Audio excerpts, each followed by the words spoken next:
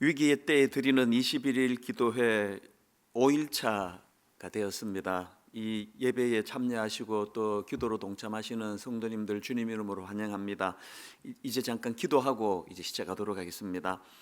고마우신 하나님 아버지, 지난 한 주간 동안 매일매일 주시는 말씀을 마음에 담고 또 그것을 기도 제목으로 삼아 기도하는 많은 성도님들을 허락해 주신 것 감사드립니다.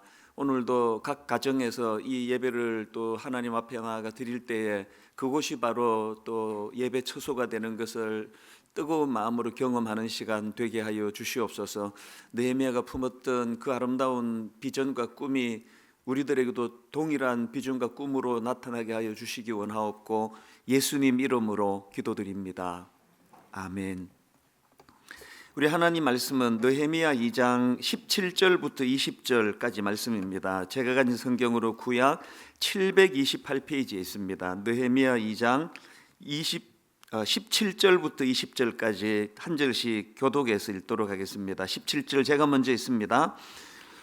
후에 그들에게 이르기를 우리가 당한 곤경은 너희도 보고 있는 바라. 예루살렘이 황폐하고 성문이 불탔으니 자 예루살렘 성을 건축하여 다시 수치를 당하지 말자 하고, 또 그들에게 하나님의 선한 손이 나를 도우신 일과 왕이 내게 이른 말씀을 전하였더니 그들의 말이 일어나 건축하자 하고 모두 힘을 내어 이 선한 일을 하려 하매, 호론 사람 산발랏과 종이었던 암몬 사람 도비야와 아라비아 사람 게셈이 이 말을 듣고 우리를 업신여기고 우리를 비웃어 이르되 너희가 하는 일이 무엇이냐, 너희가 왕을 배반하고자 하느냐 하기로, 내가 그들에게 대답하여 이르되 하늘의 하나님이 우리를 형통하게 하시리니 그의 종들인 우리가 일어나 건축하려니와 오직 너희에게는 예루살렘에서 아무 기업도 없고 권리도 없고 기억되는 바도 없다 하였느니라. 아멘. 그 구약 민수기에 보면은 그 이스라엘 백성들이 이제 홍해를 건넌 후에 쭉 광야를 행진하다가 이제 목적지 가나안을 코앞에 두고 그 12명의 정탐꾼을 이제 가나안으로 보내어서 그 현지를 살피게 하는 그 내용이 나옵니다. 이제 곧 일전을 벌여야 될 가나안 군사들의 동향을 살피고 또 여러 가지 것들을 이제 점검하려고 이렇게 12명의 정탐꾼을 보냈더니 40일 동안 곳곳을 두루 잘 살피고 온 정탐꾼들이 이제 백성들을 모아놓고 보고대회가 열려지는데, 그 12명 중 10명이 보고하기를 뭐 한마디로 말하면 우리 절대 이길 수 없다는 겁니다. 그 내용이 민수기 13장 32절 33절인데요. 이스라엘 자손 앞에서 그 정탐꾼 땅을 악평하여 이르되 우리가 두루다니며 정탐한 땅은 그 거주민들을 삼키는 땅이요 거기서 본 모든 백성은 신장이 장대한 자들이며 거기서 네피림 후손인 아낙 자손의 거인들을 보았나니 우리는 스스로 보기에도 메뚜기 같으니 그들이 보기에도 그와 같았을 것이니라. 이것보다 더 비참한 보고가 있겠습니까? 너무나 초라하게 짝이 없는 이런 보고를 하면서 우리는 절대로 그들을 이길 수 없다. 아니 12명 중에 10명이라면 뭐 절대다수 아닙니까? 그렇게 절대다수가 이런 보고를 하니까 그런 보고를 들은 이스라엘 백성들이 절망에 빠지는데요. 그래서 그 보고를 듣자마자 민수기 14장 1절에 보니까 온 회중이 소리를 높여 부르짖으며 백성이 밤새도록 통곡하였더라. 그리고는 이제 그 절망을 여호와 하나님 향한 원망과 지도자들이 모세와 아론을 원망하는 것으로 연결이 돼가지고 다시 애굽으로 돌아가자, 이렇게 비참하게 죽느니 비굴하게 종살이 하면서라도 목숨을 부지하는 게 낫지 않느냐, 이런 식으로 이제 절망하면서 옛날로 돌아가자는 이런 분위기가 휩싸여 있던 그때에 여러분이 잘 아시는 그 12명의 정탐꾼 안에 포함되어 있던 여호수아와 갈렙이 놀라운 선언을 하는 것입니다. 그 내용이 민수기 14장 6절부터 8절에 나와 있는데요. 그 땅을 탐지한 자 중 눈의 아들 여호수아와 여분네 아들 갈렙이 자기들이 옷을 찢고 이스라엘 자손의 온 회중에게 말하여 이르되 우리가 두루다니며 정탐한 땅은 심히 아름다운 땅이라 여호와께서 우리를 기뻐하시면 우리를 그 땅으로 인도하여 들이시고 그 땅을 우리에게 주시리라. 이는 과연 젖과 꿀이 흐르는 땅이니라. 이렇게 전제를 말씀을 그 백성들에게 전하고는 무슨 선포를 하느냐 하니까 9절입니다. 다만 여호와를 거역하지 말라. 또 그 땅 백성을 두려워하지 말라. 그들은 우리의 먹이라. 그들은 우리의 먹이라. 옛날 성경에는 더 강렬합니다. 그들은 우리의 밥이라. 그들의 보호자는 그들에게서 떠났고 여호와는 우리와 함께 하시느니라. 그들을 두려워하지 말라. 저는 이 코로나 바이러스로 말미암아 온 나라가 지금 두려움에 휩싸여 있고 낙심하고 위기에 휩싸여 있을 때 믿는 우리는 이 여호수아와 갈렙이 했던 이 선포를 하는 존재라 생각합니다. 그것 때문에 사람들에게 또 비웃음을 당하고 조롱을 당하고, 왜 항상 그 대세와 어긋나면은 그건 조롱이거든요. 그렇게 백성들에게는 여호수아와 갈렙이 이 선포로 말미암아 참 난감한 이런 수치를 겪었는지 모르지만 하나님께서는 그들의 선포를 얼마나 귀하게 여겨주셨는지 민수기 14장 28절 그들에게 이르시기를 여호와의 말씀에 내 삶을 두고 맹세하노라. 너희 말이 내 귀에 들린 대로 내가 너희에게 행하리니 여호수아와 갈렙이 선포한 그 말 그대로 행해 주시겠다고 주님께서, 하나님께서 당신의 이름을 걸고 약속을 해주시는 겁니다. 이게 선포의 의미예요. 저는 20대 초반에 너무나 힘든 또 이 낙심된 그 생활 구덩이에 빠져 있을 때 바로 이 말씀으로 제가 회복을 했기 때문에 청소년 사역을 하던 10년 내내 우리 제자들에게, 우리 중고등 아이들에게 이 민수기 14장 28절을 선포했습니다. 그들에게 이르기를 여호와의 말씀에 내 삶을 두고 맹세하노라. 너희 말이 내 귀에 들린 대로 내가 너희에게 행하리니. 저는 그 청소년 사역 현장에서 수많은 중고등학생들이 이 선포가 가진 능력을 경험하는 것을 목도한 사람이에요. 이 어려울 때 이 선포가 주는 능력이 얼마나 중요한지 모릅니다. 제가 오늘 본문을 귀하게 여기는 의미가 여기에 있습니다. 왜냐하니까 오늘 본문 2장 17절에 보면은 드디어 느헤미야가 오래 꿈꾸며 준비해왔던 그의 비전을 백성들 앞에 선포하는 날이거든요. 이 선포의 중요성. 어떻게 선포하느냐? 본문 17절을 보십시오. 후에 그들에게 이르기를 우리가 당한 곤경은 너희도 보고 있는 바라. 예루살렘이 황폐하고 성문이 불탔으니 자 예루살렘 성을 건축하여 다시 수치를 당하지 말자 하고. 여러분, 이게 뭐 짧은 한마디지만 이 한마디 안에는 그 느헤미야의 오랜 눈물이 담겨 있는 거 아닙니까? 오랜 신음으로 주님 앞에 드렸던 기도와 금식이 녹아 있는 거 아닙니까? 오래 녹아있는 그의 비전이 선포됐기 때문에 그게 힘이 있는 거 아닙니까? 어제도 말씀드렸지 않습니까? 지금은 침묵할 때예요. 사람과의 단절을 경험할 때입니다. 그리고는 하나님과의 소통이 이루어지면서 오랜 침묵을 통해서 내공이 쌓여지고 언젠가 그 내공이 이 어려움을 당한 이 시대에 느헤미야와 같은 비전 선포로 연결되기를 바랍니다. 그렇게 놀라운 비전을 백성들 앞에서 느헤미야가 선포하는데요, 저는 이 느헤미야의 선포가 담겨 있는 이 17절 말씀도 귀하지만 제가 더 눈길이 가는 건 그 다음 18절입니다. 왜냐하니까 여기에 그 백성들의 반응이 너무 아름답기 때문입니다. 18절을 보십시오. 또 그들에게 하나님의 선한 손이 나를 도우신 일과 왕이 내게 이런 말씀을 전하였더니 그들의 말이, 자, 그 다음 이 백성들의 반응을 보세요. 무슨 말을 하느냐? 그들의 말이 일어나 건축하자 하고 모두 힘을 내어 이 선한 일을 하려 하매. 이 절망적인 상황 앞에서 낙심해 있던 백성들이 이 느헤미야의 이 농축된 비전 선포가 이루어지니까 마치 기다렸다는 듯이 일제히 그 느헤미야의 비전 선포에 반응하며 호응하며 그렇게 달려가는 모습을 저는 18절에서 감격으로 보고 있습니다. 왜냐하니까 지금 이 21일 기도회, 이 기도회에서 바로 그 현상을 보고 있거든요. 사실 저는 지난 월요일부터 계속 감격하고 있습니다.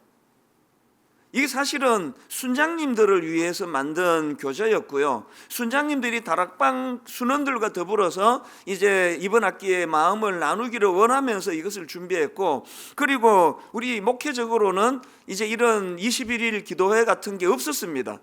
갑자기 지난 주말에 결정이 돼가지고 부랴부랴 그렇게 급조한 기도회인데 월요일 날 저는 내내 너무 놀랐습니다. 너무나 많은 성도님들이 기쁨으로 동참을 하시는 겁니다.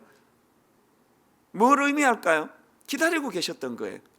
온통 들려지는 건 코로나 바이러스 확산으로 가슴 아픈 일들이 들려지는 이 시대에 말씀을 듣고 싶었던 거예요. 또 비전 선포를 우리 성도님들이 기다리고 계셨더라는 거예요. 저도 사실 갑자기 이제 준비된 그런 이 기도회이기 때문에 미리 준비된 것도 없고 매일매일 갑자기 말씀을 선포하는 게 굉장히 저에게는 버거운 일이지만 이번 한 주간 이 기쁨이 이 말씀을 전할 수 있다는 이 자격이 주어졌다는 게 내가 얼마나 감사한지 모릅니다. 왜? 성도님들 여기에 반응을 하니까요. 느헤미야가 아무리 주옥 같은 비전을 선포하면 무슨 소용이 있습니까? 백성들이 거기에 반응을 안 보여준다면. 이 조화가 이루어질 때 이 부흥이 일어나는 거 아니겠습니까? 저는 이 17절에서의 느헤미야의 농축된 비전 선언하고 18절에서 그 선포가 떨어지자마자 일어나 건축하자 하고 모두 힘을 내어 이 선한 일을 하려 하며 이 백성들의 반응을 계속 묵상하면서 참 감격의 시간을 보냈는데요. 오늘 저는 이런 새벽에 혹은 오전 10시에 혹은 저녁 시간에 함께 모여 이 예배에 동참하시는 모든 분들을 제가 드릴 수 있는 가장 큰 축복 하나를 오늘 제가 드리고 싶습니다. 오늘 이 21일 기도에 동참하고 있는 성도님들은 느헤미야 같이 또 여호수아와 갈렙 같이 주변 사람들에게, 낙심해 있는 주변 사람들에게 희망의 비전을 선포하고 희망의 메시지를 선포하는 그런 분들이 되시기를 바랍니다. 그렇게 또 선포할 때에 거기에 능력이 있고 거기에 힘이 있어서 그 영향력이 미쳐지는, 그래서 여러분을 만나고 나면은 용기가 생기고 여러분을 만나고 나면 너무너무 우울했다가도 한번 그래도 힘내보자, 우리 일어나 한번 뭐라도 해보자, 이런 영향력 있는 그리스도인들이 되시기를 원합니다. 자, 그렇다면은 이제 좀 살펴볼 게 있는데 그게 뭐냐 하니까, 아니 느헤미야가 무슨 내용의 선포를 했기에 백성들의 마음이 이렇게 거기에 몰입할 수 있느냐 하는 것입니다. 이런 면에서 느헤미야의 선포가 담겨있는 이 17절 말씀을 분석하는 게 중요한데요. 그런 의미에서 한번 내용을 분석하면서 한번 다시 보십시오. 17절 후에 그들에게 이르기를 우리가 당한 곤경은 너희도 보고 있는 바라. 예루살렘이 황폐하고 성문이 불탔으니 자 예루살렘 성을 건축하여 다시 수치를 당하지 말자 하고, 제가 이 내용을 묵상하다가 보니까 예레미야의 선포가 두 가지로 정리가 되네요. 그 두 가지 선포 중에 첫 번째가 뭡니까? 무너진 폐허가 된 예루살렘 성벽을 재건하자, 이게 메시지의 하나고요. 그런가 하면은 또 다른 선포가 뭡니까? 그래서 다시는 이런 수치를 당하지 말도록 하자, 이게 두 번째 선포 아닙니까? 여러분은 이 둘 중에서 느헤미야의 말씀의 무게가 어디에 있다고 생각하십니까? 건축하자는데 무게가 있다고 생각하십니까? 전 그렇게 생각하지 않습니다. 건축하자는데 무게가 있는 것이 아니라 그 일을 통해서 이 수치를 면하게 하자, 다시는 수치를 당하지 않게 하자, 이게 느헤미야가 가지고 있던 진짜 큰 꿈 아닙니까? 느헤미야의 비전은 이런 겁니다. 우리 민족이 하나님께 범죄해가지고 나라는 망하고 그 귀한 젊은이들은 그 적국에 포로로 끌려가는 비참한 역사를 경험했는데 다시는 이런 수치를 당하지 않도록 해야 될 거 아니냐, 다시는 이런 비참한 역사가 일어나지 않도록 수치를 면하도록 해야 될 거 아니냐, 그래서 성벽을 재건해야 된다. 제가 2주 전에 1만 성도 파송 운동을 선포했는데 똑같은 마음이에요. 1만 성도, 5천 성도, 2만 성도 선포하는 건 하나도 중요하지 않고요. 교회를 30개로 나누든 50개로 나누든 2개로 나누든 하나도 중요하지 않고요. 담임 목사가 내년에 목회를 그만두든 사임을 하든 10년 뒤에 사임을 하든 은퇴할 때까지 그냥 가든 하나도 중요하지 않고요. 중요한 거는 느헤미야 이 선포예요. 너무너무 초라해진 한국교회, 너무너무 힘을 잃어버리는 한국교회, 이대로 방치할 수 없다, 이런 수치를 그대로 내버려 둘 수 없다, 다시는 한국교회가 이런 수치에 머물지 않도록 해야 되지 않느냐, 이게 1만 성도 파송 운동의 정신 아닙니까? 지금 이렇게 한국 교회가 한국 사회에 이 시대의 조롱거리가 되어 있는데 어떻게 이걸 방치하고 있을 수 있느냐고요. 뭐라도 좀 꿈틀거려 봐야 되는 거 아닙니까? 느헤미야가 성벽을 재건하는 게 그게 포인트가 아니고 이대로 내버려두면 또 선민 택한 백성이라는 우리 민족이 또 수치의 역사를 경험하게 될 텐데 이거 어떻게 우리가 이걸 방치하겠느냐, 이 마음이 백성들에게 전달된 거 아닙니까?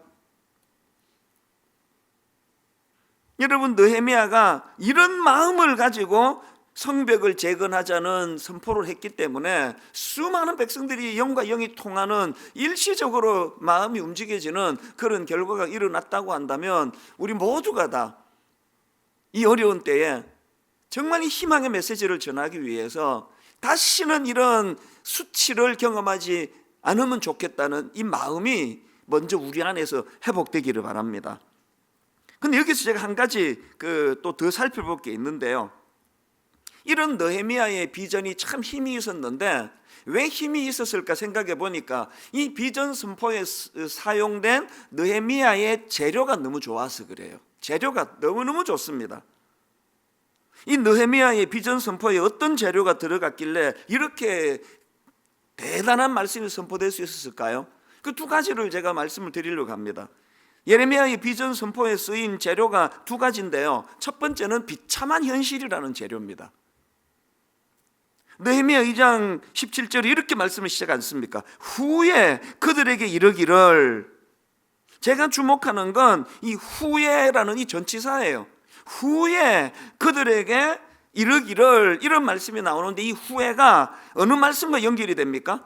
우리 어제 나누었던 그 말씀이에요. 느헤미야가 몇몇 사람들을 데리고 성벽이 무너져 폐허가 된 현장을 다녀왔다고 그러지 않았습니까? 기가 막히는 거에 가보니까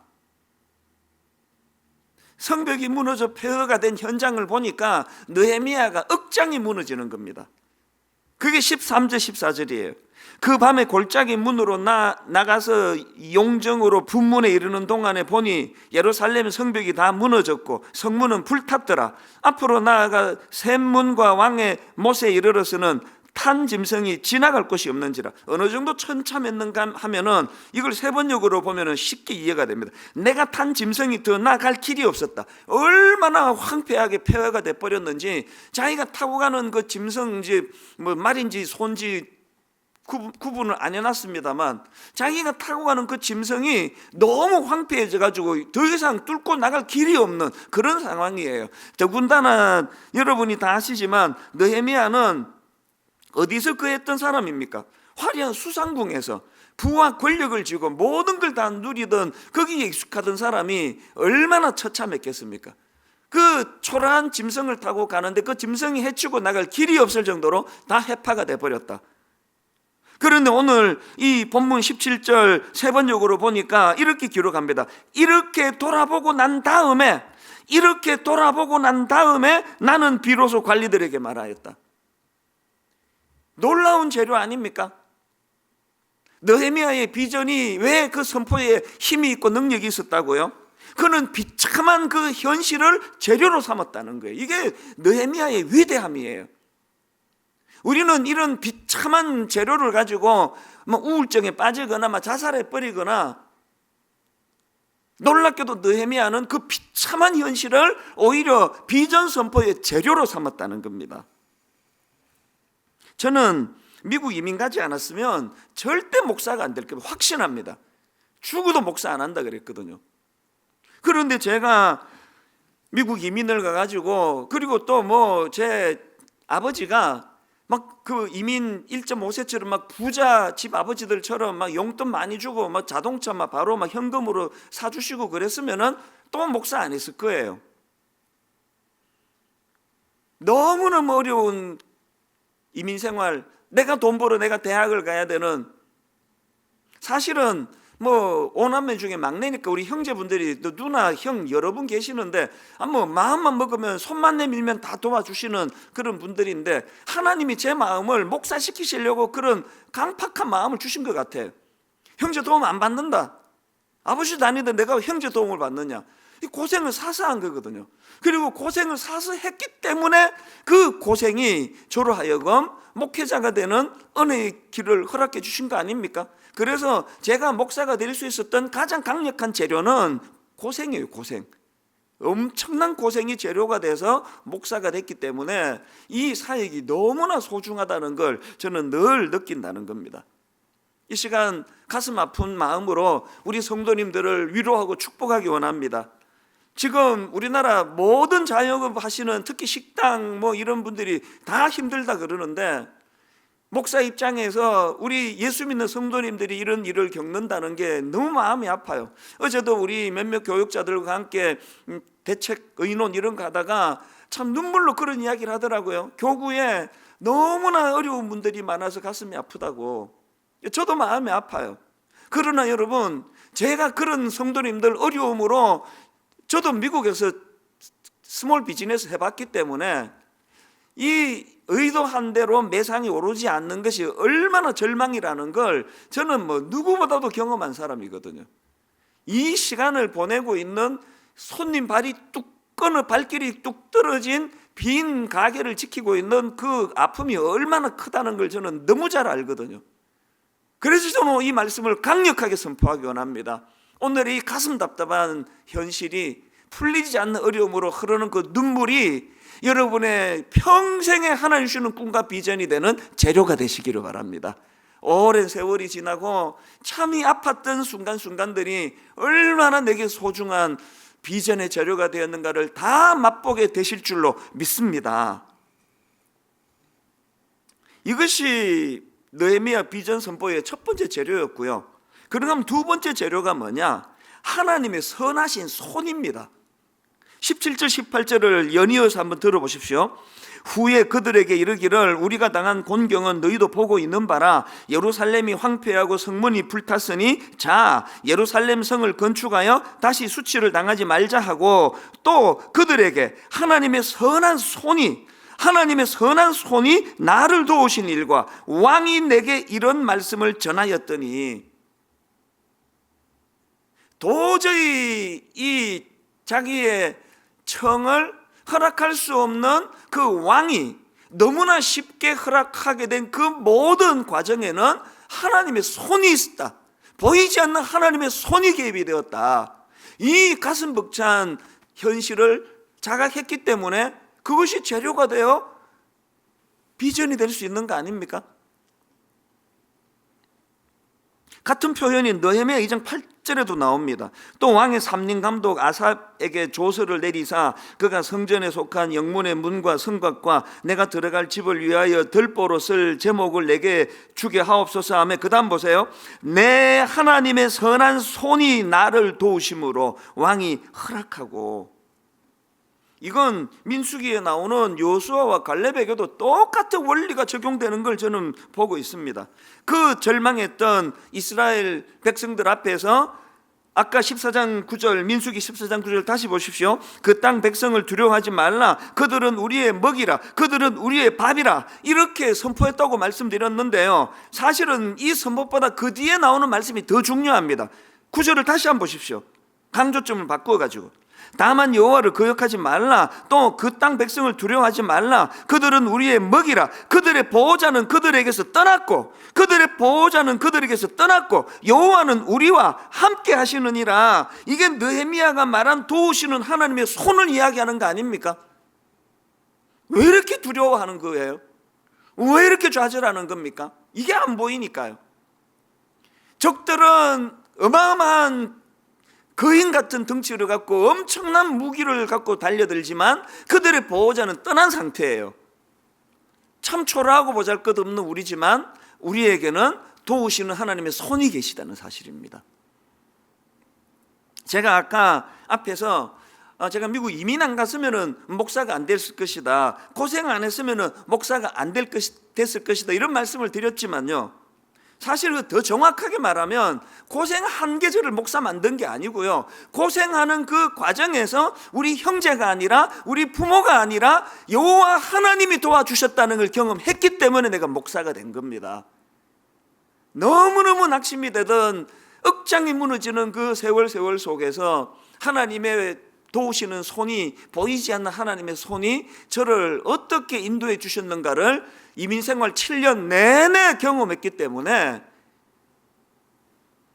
어머니가 소원하시던 그 목회자의 길로 너무 쉽게 비장하지 않았습니다. 너무 간단하고 가볍게. 여러분, 지도자들에게는 이 하나님의 도우시는 손에 대한 경험이 있으셔야 됩니다.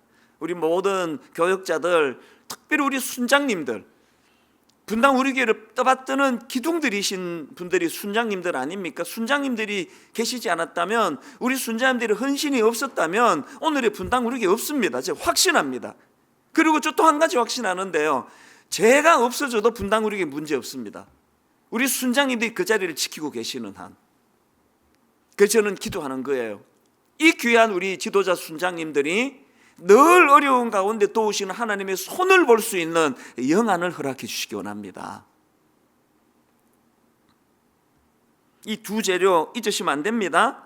비참한 현실이 내 평생에 가슴 벅차게 하는 꿈을 만드는 재료가 될 수 있다는 것, 그리고 어려움 중에 하나님의 선하신 손, 하나님의 선하신 손, 이 두 가지가 재료가 되면은 우리 인생의 가슴 벅찬 비전이 만들어질 줄로 믿습니다. 결론을 맺으면서 저는 오늘 하루 종일 여러분이 묵상했으면 하는 말씀 구절 하나를 제가 읽어드리고 이제 오늘 말씀을 마무리하려고 합니다. 이사야 43장 1절 2절이 바로 그 말씀입니다. 야곱아, 너를 창조하신 여호와께서 지금 말씀하시느니라. 이스라엘아, 너를 지으신 이가 말씀하시느니라. 너는 두려워하지 말라. 내가 너를 구속하였고 내가 너를 지명하여 불렀나니 너는 내 것이라. 내가 물 가운데로 지날 때에 내가 너와 함께 할 것이라. 강을 건널 때에 물이 너를 침몰하지 못할 것이며 내가 불 가운데로 지날 때에 타지도 아니할 것이요 불꽃이 너를 사르지도 못하리니. 위기를 지나가는 이 시기에 꼭 기억해야 될 한마디가 있다면 주님의 이 메시지예요. 너는 내 것이라. 너는 내 것이라. 하나님의 소유된 백성, 하나님이 인도해 주실 줄로 믿습니다. 이 한 말씀이 두려움이 많은 오늘 이 하루를 잘 지내게 하는 능력의 말씀이 될 줄로 믿습니다.